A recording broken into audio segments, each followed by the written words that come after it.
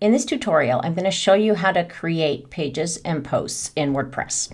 On your website, you want to log into the dashboard.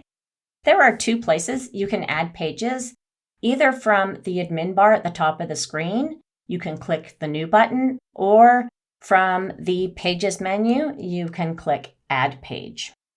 Once you've opened the Add Page menu, you can use the block editor to create your page content.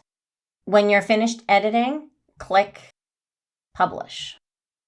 There are two places where you can add posts, either from the New and the admin bar or from the Post menu on the side. Similar to the Pages, when you add a post, you use the block editor to add content to your post. In addition, take a look at the sidebar. In the sidebar, you have access to either the block for modifying the block or the whole page or the whole post. And in the whole post or the whole page, you have a place where you can upload a feature image, which is the image that typically appears at the top of a page or post.